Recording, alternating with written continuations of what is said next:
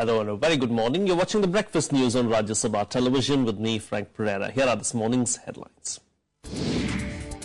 Prime Minister Narendra Modi in Paris to attend crucial climate change summit today. World leaders attempt agreement on global warming. Modi underlines responsibility of all. Multiple notices by opposition in both houses of parliament to debate issue of intolerance. Congress seeks resolution. JDU demands sacking of 5 union ministers. Government says allegation tarnishing country's image. ISI espionage ring busted. BSF head constable and ISI operative held by Delhi police. 3 agents arrested in Kolkata. Nepal releases 13 SSB personnel after brief detention. Personnel entered Nepal while chasing suspected smugglers. And European Union and Turkey strike significant deal over migrants. Turkey agrees to help check inflow in return for cash, visas and renewed talks of joining EU.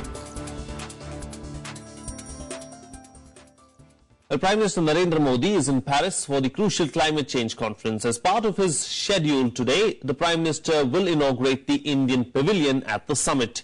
He will also jointly launch the International Solar Alliance with French President François Hollande. Close to 150 presidents, prime ministers and heads of states are present at the summit. Modi is also slated to meet US President Barack Obama, where the two leaders would primarily focus on climate change, but will also review progress in bilateral relationship and discussion on regional and global issues, including terrorism. They are likely to make a brief media appearance, including remarks from the two leaders, according to President's schedule released by the White House. Modi will also attend the mission innovation being hosted by the US President. India has said it will provide $2.5 million for the vulnerable nations in the Commonwealth to help them introduce clean energy and reduce greenhouse gas emissions. The aim of this summit is to achieve a universal agreement on climate with the aim of keeping global warming below 2 degrees Celsius.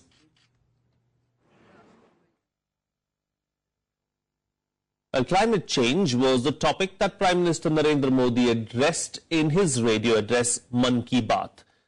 He reiterated the government's stand that it's the responsibility of all to work against global warming. Yes, no. Before leaving for the World Climate Change Conference 2015 or COP21 in Paris, Prime Minister Narendra Modi shared his thoughts and indicated India's agenda at the summit in his radio address Man Ki Baat on Sunday. मेरे प्यारे देशवासियों, पूरा विश्व जलवायु परिवर्तन से चिंतित है। क्लाइमेट चेंज, ग्लोबल वार्मिंग, डगर डगर पर उसकी चर्चा भी है, चिंता भी है और हर काम को अब करने से पहले एक मानक के रूप में इसको स्वीकृति मिलती जा रही है। पृथ्वी का तापमान अब बढ़ना नहीं चाहिए। ये हर किसी की जिम्मेवारी भी है, चिंता भी है।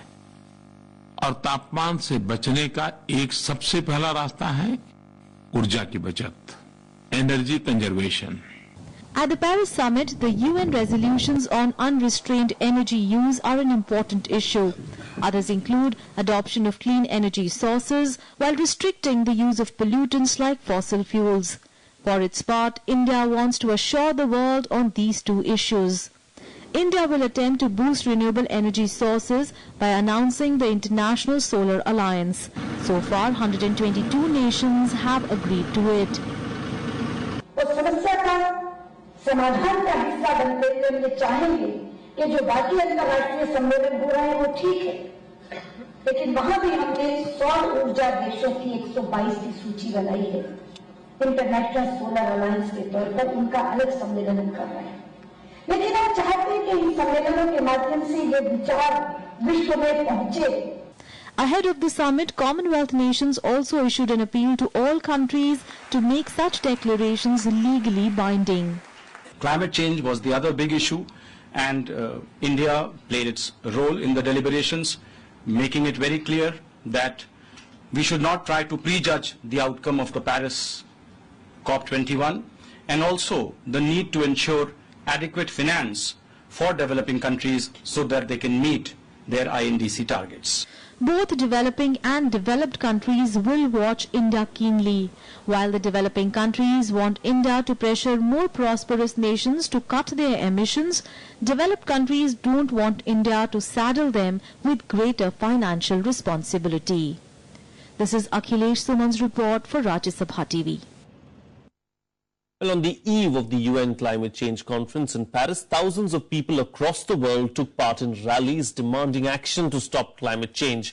Activists have called on world leaders to limit the rise of the average global temperature to 2 degrees Celsius above pre-industrial levels. In Paris, which is hosting the summit, protests turned violent and clashes were reported. Several people were also detained. Sunday proved to be one of the biggest days of global climate change activism. More than 6 lakh people across 175 countries took part in rallies to put pressure on the world leaders to unite in fighting global warming. From Melbourne to Paraguay, environmental activists carried out demonstrations telling world leaders that there is no planet B. I think climate change is something that we're suffering from at the moment, and our kids and our grandkids are going to be feeling the effects of it for many years to come. And I think we're the last generation that have any voice to be able to do anything, and it's incredibly important that we take action now. La gente está interesada por el tema del cambio climático, la gente está saliendo a las calles, se ha visto hoy en la Ciudad de México más de 1000 personas, esto no se había visto antes. Hier versuchen wir dafür für die Pariser mitzudemonstrieren, die dann leider nicht auf die Straße gehen können. In Paris, where demonstrations were banned in the wake of terror attacks, activists laid out more than 20,000 shoes in the Place de la République to symbolize absent marchers. Among the high heels and sandals were a pair of plain black shoes sent by Pope Francis and jogging shoes from UN Secretary General Ban Ki-moon. Je trouve ça très émouvant et je trouve ça aussi très fort comme message, vu que nous n'avons pas le droit de marcher pour cette grande marche qui était organisée. Nearly 10,000 demonstrators also formed a human chain in Paris to show a united front against climate change. This after their march was cancelled due to security fears. Clashes were also reported in Paris after a group of protesters began to throw objects at the police, which in turn used tear gas to disperse crowds. More than 200 people were detained following violent protests. Bureau Report, Rajya Sabha TV. Moving on now, opposition parties have given multiple notices in both houses of parliament seeking a debate on intolerance in society. The parties have also sought action against some ministers for their alleged provocative remarks. Congress and JDU have given notices in the Rajya Sabha to discuss the issue after suspension of business under Rule 267, while in the Lok Sabha, Congress and CPIM have submitted notices for a debate under Rule 193, which does not entail voting or require suspension of business. In Lok Sabha, the matter has been listed for Monday, while in the Rajya Sabha, it can happen any day in the week after the conclusion of the discussion on the commitment to India's constitution. The Congress's notice has been moved by Deputy Leader of Opposition in the House, Anand Sharma. The party is planning to corner the government over alleged orchestrated campaign to create an atmosphere of fear and intimidation. The Congress also wants a resolution in the House condemning assault on the freedom of expression. JDU has given a separate notice seeking resignation of 5 union ministers who were alleged provocative remarks. Some people are trying to make some incidents, stray incidents, in some states. They are trying to make it an international issue. These people are thinking that they are hurting BJP. They may hurt BJP temporarily, but in a long-term basis they are hurting the interest of the country. Intolerance का जो मुद्दा है, असहनशीलता का मुद्दा निश्चित रूप से उठाया जाएगा और सदन के दोनों सदनों में उसमें बहस के लिए नोटिस दिया गया है. The Parliament is going to discuss the issue of growing intolerance. So, Ms. Arundhati Roy has articulated effectively the conditions, the fearful conditions in which the minorities and other weaker sections are living in the country. Joining me for a chat right now is our correspondent Shyam Sundar on the phone line. Well, Shyam, very clearly, of course, the BJP has categorically stated in the past as well that it is ready to take up a discussion on intolerance. But the opposition just does not want a discussion. They also want a resolution to be passed, and some of them even saying that ministers need to be sacked.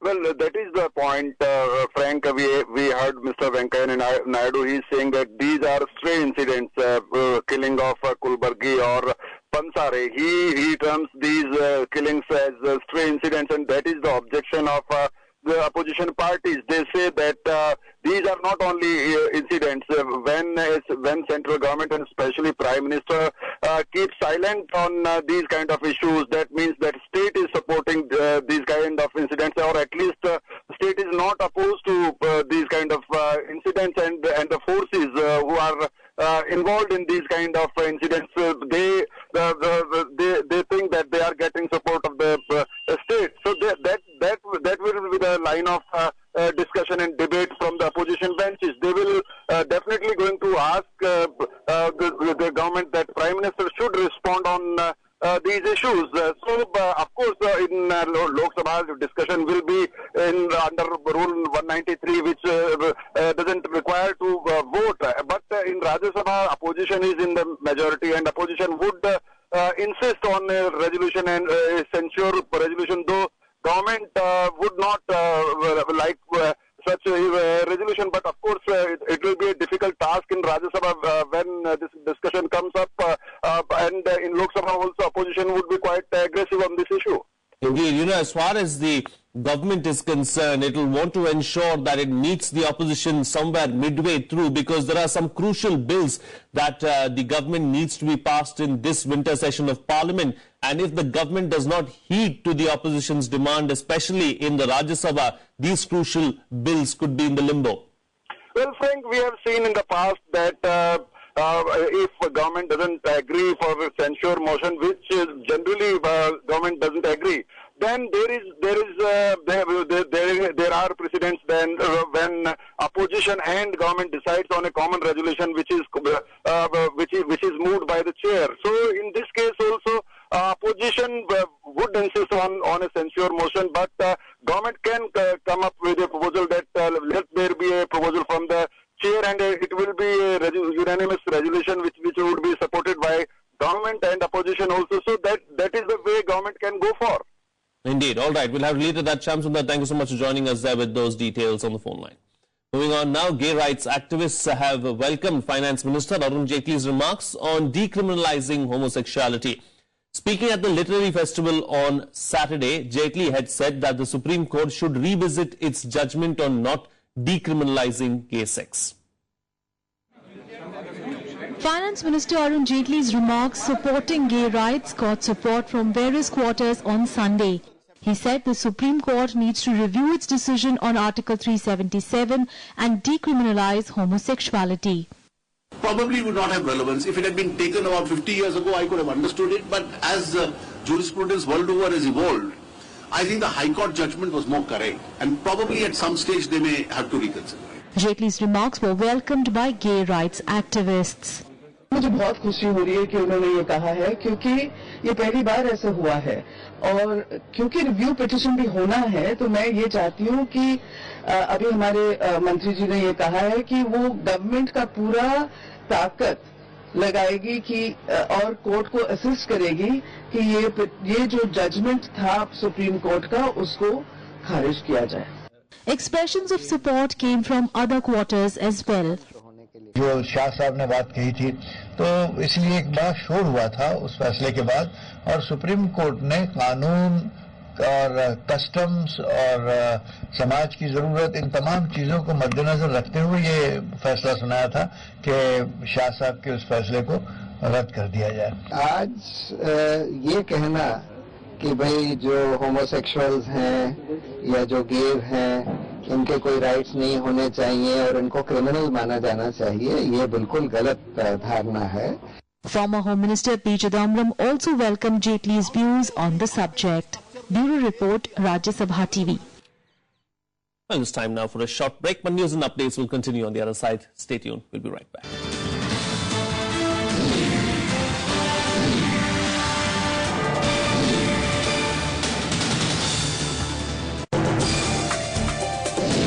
Today we will discuss why the Supreme Court directed the Delhi government to collect green tax from commercial vehicles entering the national capital. It is an environment compensation which is imposed on the vehicles which are polluting the air.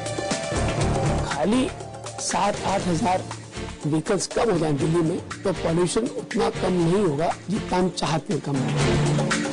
1 person dies at least every hour because of air pollution in Delhi. Watch Law of the Land on Rajya Sabha television.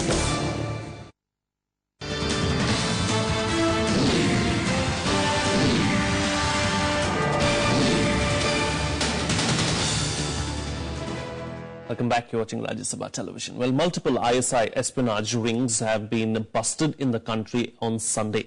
A BSF constable and an ISI operative from Jammu and Kashmir have been arrested by the Delhi police. In Kolkata, the special task force arrested 3 ISI operatives. Here's more.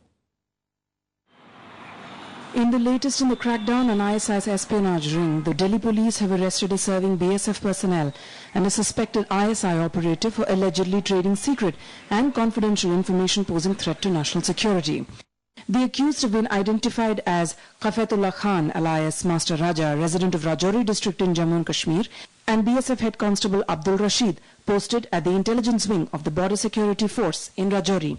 The police say that Qafetullah Khan had visited Pakistan in 2013 and he came in contact with an ISI agent. He agreed to share with them secret information of the defense forces in exchange of money. Khan cultivated sources in the army and the BSF, and some secret documents were allegedly passed on. Police say information was largely passed through email, WhatsApp, Viber networks. Khan had come to Delhi from Jammu and was arrested while he was about to board a train to Bhopal. Head Constable Rashid is Khan's relative and he was roped into the network with a share for the commission from ISI agents. हमारे agencies ने अच्छा काम किया और ये दर्शाता है कि हम लोग के एजेंसीज विजिलेंट हैं और अच्छा काम कर रहे हैं और यह एक ऐसी प्रक्रिया ऐसी बात है जो कि निरंतर हम लोगों को विजिलेंट रहना पड़ता है इस मामले में. Meanwhile, in Kolkata, 3 people with alleged links with the ISI were held on Sunday. A contract labourer, his son and another relative were arrested and produced before a court.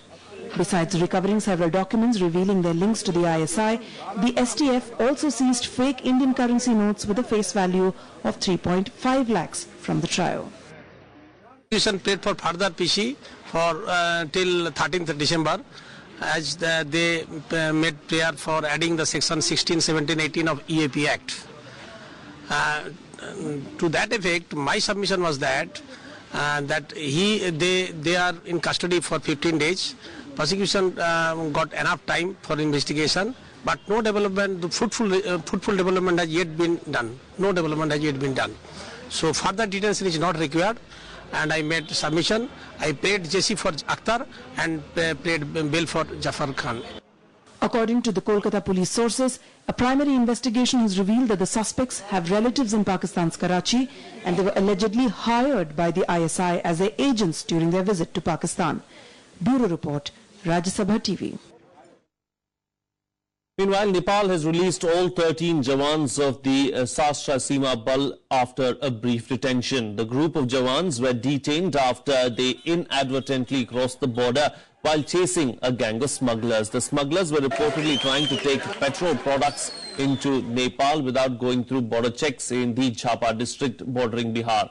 They were chased by the SSB personnel, some of whom were not armed. They were later released after investigation by the Nepali authorities. The incident comes at a time when relations between India and Nepal have nosedived following protests by the Madhesi community. The Indian origin Madhesis blocked key border trade points between both countries, causing severe shortages of fuel and other essentials in Nepal. तो हमारे troopers जो थे SSB के वो chess कर रहे थे smugglers को और जीरो लाइन क्रॉस कर दिया. अनफॉर्चुनेट इंसिडेंट है. हमने कोऑर्डिनेट किया नेपाल प्रेसिडेंट के साथ और उन्होंने अच्छी तरह से उसके हमारे साथ सहयोग दिया और हमें वापस लौटा के. सामान्य चीज डिस्कस हुआ लोकल पर्सन में बस बाद में वो 2 पीपल को खोजने गया था. ये अनफॉर्चुनेट घटना है. इसके पहले कुछ नहीं. कितने जवानों को सर आपने हैंडओवर किया? 13. Here's a look at the news and events lined up for the day in the day ahead. President Pranab Mukherjee will embark on a 3-day visit to Gujarat and Diu from today, during which he will interact with students and faculty of IIM Ahmedabad. He will also inaugurate Amul's state-of-the-art feed manufacturing plant and present Dr. APJ Abdul Kalam Ignite Awards to creative children. It is President Mukherjee's first visit to Gujarat and Diu after assuming the country's top office on the 25th of July 2012. Army Chief General Dalbir Singh Suhag reached Sri Lanka on Sunday on a 4-day visit, during which he will review the bilateral defence ties and discuss new avenues of cooperation. Suhag is scheduled to interact with senior officials of Defence Forces and Ministry of Defence of Sri Lanka today to discuss a wide range of issues and to enhance military cooperation. The visit assumes special significance in light of increasing defence cooperation between the two countries.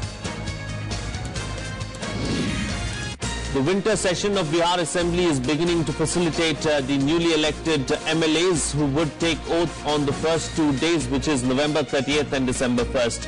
Pro Tem Speaker Sadanand Singh will administer oath to all newly elected members of the House. Bihar Governor Ram Nath Kovind on Sunday administered the oath to Veteran Congress legislator Sadanand Singh, a 9-term MLA, as Pro Tem Speaker of the newly constituted 16th State Legislative Assembly.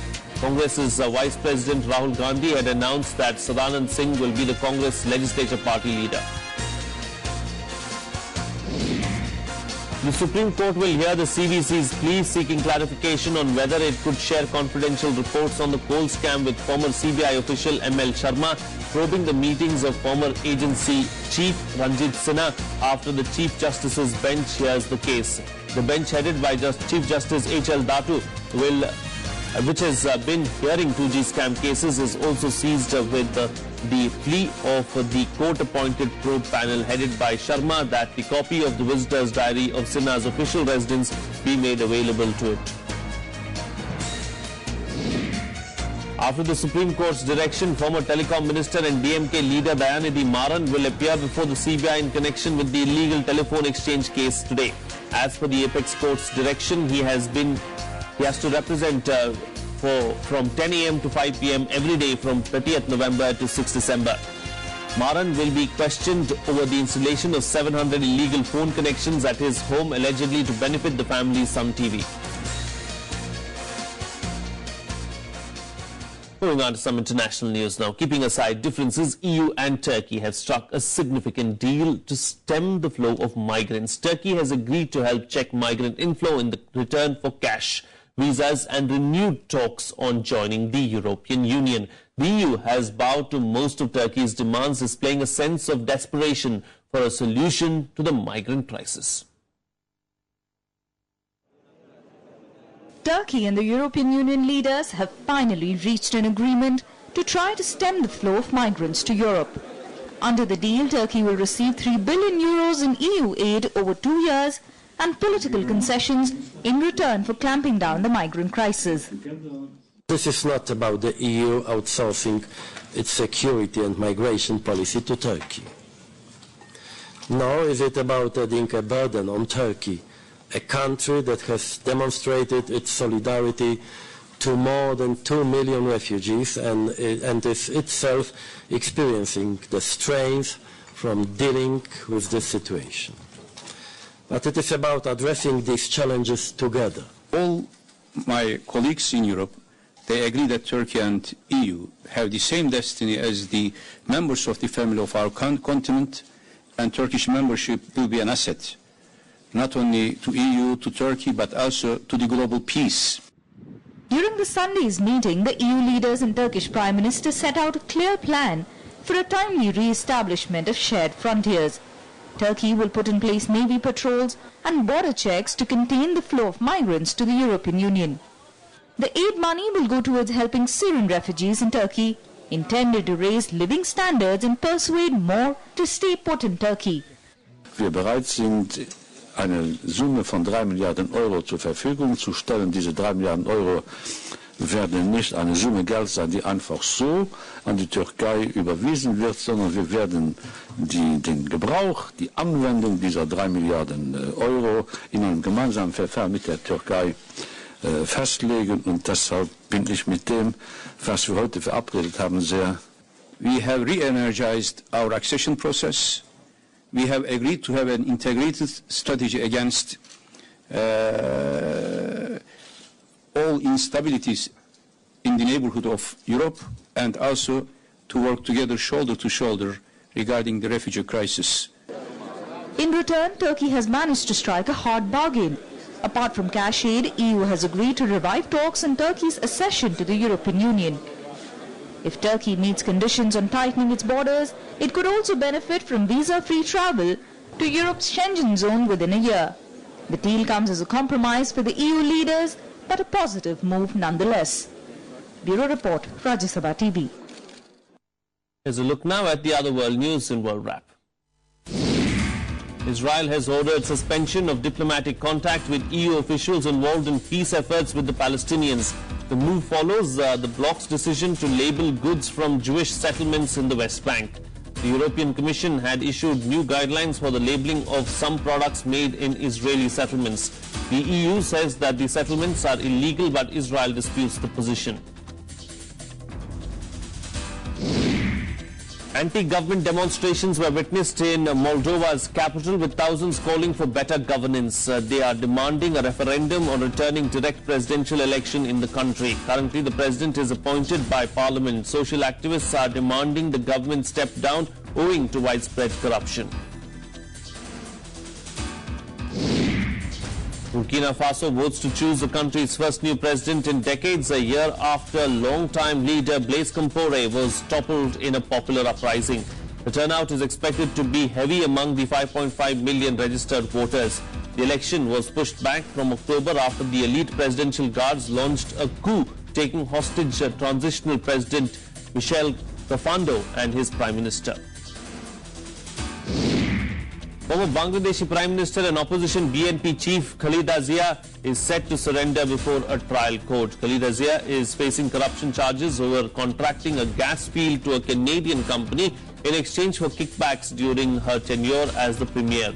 The ex-premier and 10 others are accused of causing a loss of nearly $1.78 billion by reaching a non-transparent deal with a Canadian company. Zia is also being tried in 2 other graft cases. There's a look now at some overnight sports news in our segment Sports Beat. Two-time defending champion PV Sindhu completed a hat-trick of women's singles titles at the Macau Open Grand Prix Gold after defeating Japan's Minatsu Mitani in the final on Sunday. Sindhu produced a dominating game to notch up a 21-9, 21-23, 21-14 win over 6-seeded Mitani in the women's singles match that lasted an hour and 6 minutes. Andy Murray sealed Britain's first Davis Cup title for 79 years with a brilliant 6-3, 7-5, 6-3 defeat of Belgium's David Goffin in a fever-pitch atmosphere at Gent's Flanders Expo on Sunday. With hundreds of British fans decked out in Union flags and saltires roaring on the spot and thousands of baying Belgians urging on Goffin, Murray's nerve held firm to subdue an inspired opponent and give the visitors a winning 3-1 lead.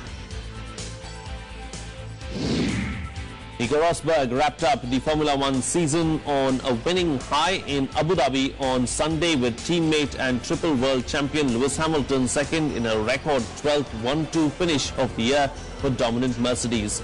The German's third win in a row from a 6th successive pole position dashed Hamilton's hopes of a 44th career victory in Car 44 on the 44th anniversary of the founding of the United Arab Emirates. Unbeaten Bundesliga leaders Bayern Munich opened up an 11-point gap at the top after goals from Thomas Müller and Kingsley Coman eased them past Hertha Berlin, their 13th win in 14 league games. The champions, looking for a record 4th straight Bundesliga title, are on 40 points, 8 clear of second-placed Borussia Dortmund. Bayern looked fresh after their midweek 4-0 mauling of Olympiacos in the Champions League. The International Cricket Council has suspended West Indian spinner Sunil Narine from bowling in international cricket after his action was ruled to be illegal. The ICC said in a statement on Sunday that its assessment revealed that all variations of his deliveries exceeded the 15 degrees level of tolerance permitted under the regulations. Narayan, the top-ranked bowler in one-day internationals and T20 internationals, was reported after the third ODI against Sri Lanka in Palekele in November. That's it on this edition of the Breakfast News. Have a good day.